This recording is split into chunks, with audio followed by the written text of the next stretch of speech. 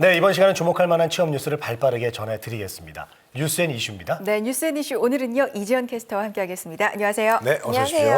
반갑습니다. 네, 반갑습니다. 자, 오늘 뉴스앤 이슈는 어떤 소식으로 출발해 볼까요? 네, 정부가 지난 12월 30일 저성과자 해고와 또 취업규칙 변경 요건 완화 지침 초안을 발표를 했었죠.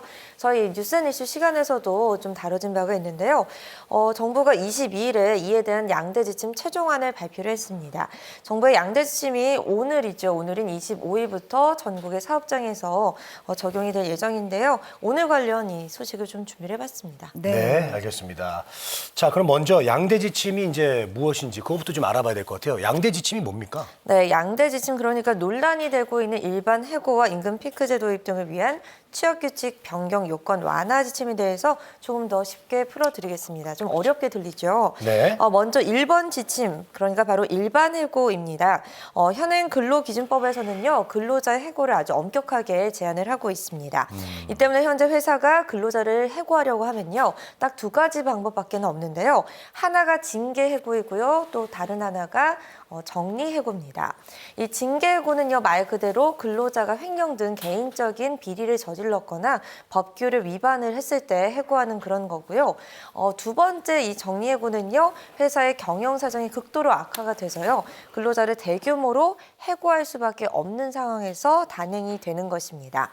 그런데 이렇게 이전까지는 이렇게 두 가지만 있었는데 여기에다가 정부가 일반 해고를 가능하도록 하겠다라고 하면서 지금 논란이 일고 있는 건데요. 일반 해고는 이 미국이나 유럽처럼 저성과자, 그러니까 일을 못하는 사람, 그리고 근무 태도가 불량한 직원을 해고할 수 있도록 한 것입니다. 노동계는 이것을 쉬운 해고다라면서 강력하게 반발을 하고 있는 상황입니다. 그렇군요. 그렇군요. 자, 논란이 되고 있는 양대 지침 중에 한 가지 일반 해고에 대해서 쉽게 설명을 해주셨고요. 나머지 한 가지도 볼까요? 네, 다음은 두 번째 2번 지침이죠. 바로 취업규칙 변경 요건 완화인데요. 취업규칙이란 채용이나 인사 그리고 해고 등을 규정하고 있는 사규를 말합니다. 그런데 이 사규를 변경할 때 특히나 근로자에게 불이익을 줄 수 있는 이 사규를 변경할 때는 노조나 근로자 과반수 대표의 동의를 받도록 그렇게 규정을 하고 있는데요. 그런데 정부가 동의를 받지 않고도 취업규칙, 즉 사규를 변경할 수 있도록 요건을 완화한다라는 얘기입니다.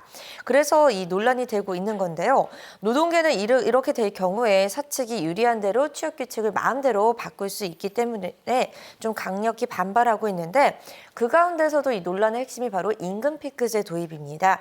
지금은 노사 합의가 돼야 이 임금 피크제를 도입을 할 수가 있는데요.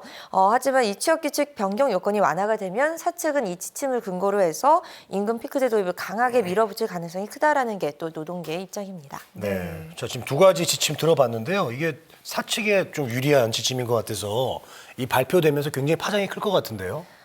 맞습니다. 워낙 민감한 사안인 만큼 이 노동시장에 미칠 영향에 대해서도 평가가 좀 극단적으로 엇갈리고 있는 그런 상황인데요. 우선 1번 지침인 일반 해고 지침의 핵심은요. 저성과자 해고가 가능해진다라는 점인데요.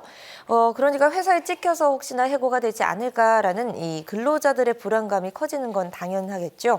이러한 우려를 잠재우기 위해서요. 정부는 저성과자 해고의 이 절차를 엄격하게 규정을 했습니다. 크게 나눠서 보자면요. 공정한 평가, 그리고 재교육, 배치 전환 등의 기회 부여, 그리고 세 번째, 성과 개선이 없을 경우 해고 등 이렇게 세 단계로 나눌 수가 있는데요.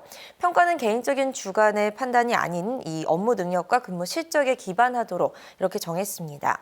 이런 장치를 해놨기 때문에 정부는 이번 지침이 연공, 서열 중심으로 형성이 되온 국내 노동시장을 근본적으로 개혁할 것이다. 이렇게 기대감을 내비치고 있는데요.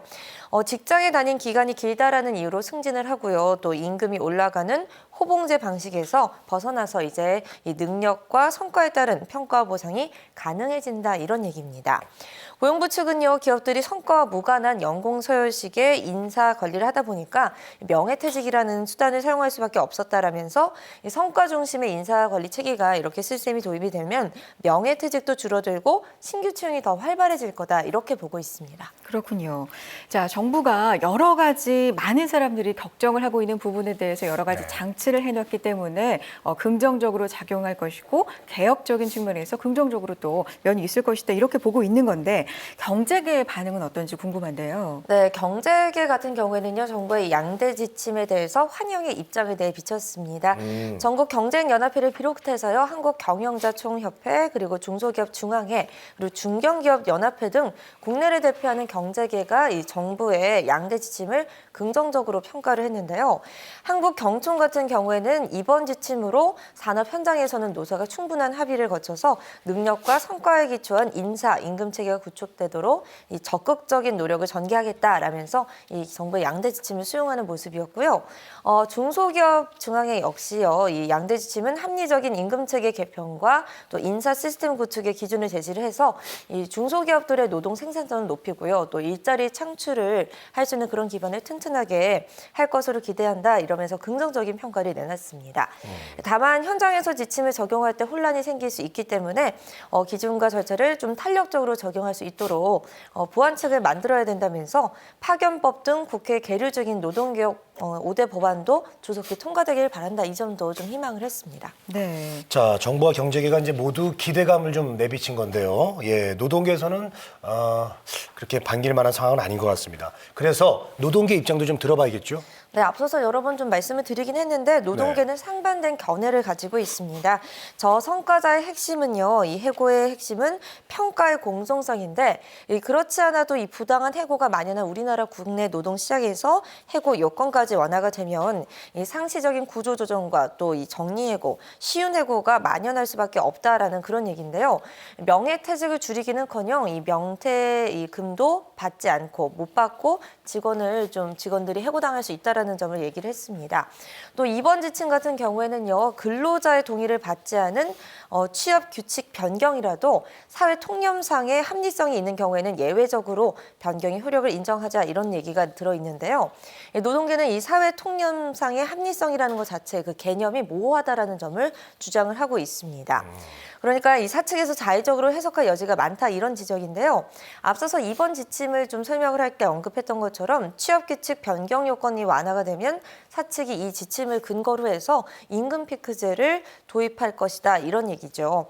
이 취업규칙 변경 승인은 관할 지방 노동관서에서 하게 되는데 일단 이 고용부가 행정 지침을 내려서 보낸 만큼 이 지침에 근거를 해서 이 임금 피크제가 도입이 물큰물살을 탈 것이다 이런 얘기입니다.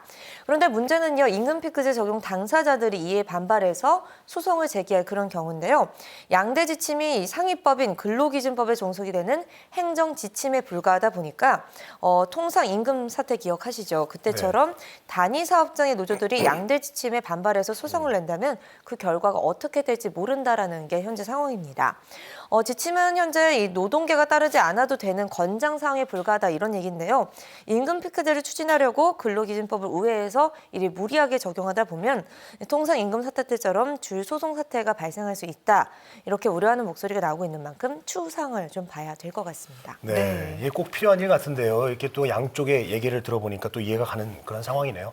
그 법안이라는 게 이제 완벽할 수는 없는데요. 결국은 이제 그 운용하는 사람이 어떻게 잘 운용을 하느냐에 따라서 부작용을 또 줄일 수가 있을 것 같습니다. 네. 요즘 뭐 날씨도 춥고 경제도 춥습니다. 자, 이번 일이요, 어떤 노사정의 갈등을 불러일으키지 않았으면 좋겠네요. 맞습니다. 뉴스앤이슈 오늘은요, 고용노동부가 발표한 양대 지침의 자세한 내용 그리고 노사정의 입장까지도 자세하게 들어봤습니다. 이지연 캐스터와 함께했습니다. 고맙습니다. 고맙습니다.